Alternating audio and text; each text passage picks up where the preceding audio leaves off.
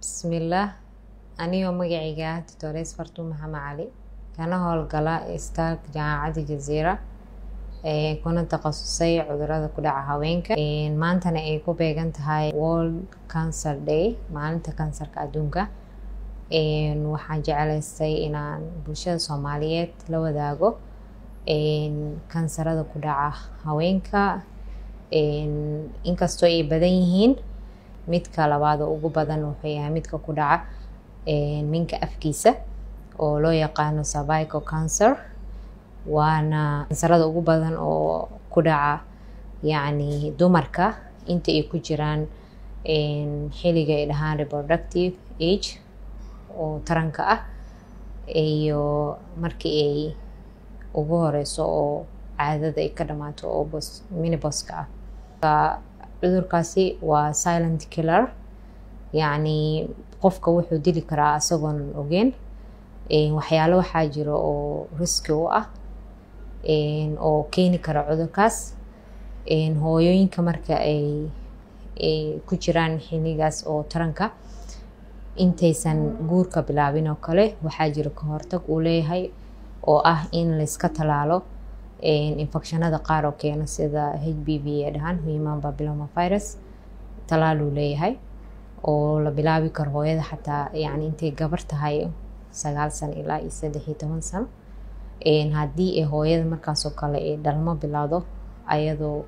yani 20 sano ka weyna way sameyn kartaa ama yani talaalka xilliyada ay qaadan karto waa wixii ka weyn 21 sano sidoo kale waxay qaadan kartaa ka hortag oo talaalkaas yani wuxuu u yahay ka hortaga yani inuu infectionkaas ku dhicin waayo waxyaalaha keena oo ugu badan waa infection sida HIV-ga iyo human papillomavirus-ka dadkaas oo aad ugu dhaca waxaa jira riski kale oo hooyada ay u keeni karo sida hooyooyinka guursada ayagoo early age ah sida 20 sano gabar ka yar oo kale oo guur sameysa ama hooyo dhalmadeeda ka badan tahay 3 ilmood oo kale waa waxyaalaha ka qayb qaatay kamid tahay inuu kansarkaas ku dhaco waxaana sidoo kale loo fiiriyaa kalarka dadka oo black africanka dadka ahna aad ugu nool yahay sidoo kale dadka yani degan low middle income countries ka dhahaan oo dhaqaalahooda yani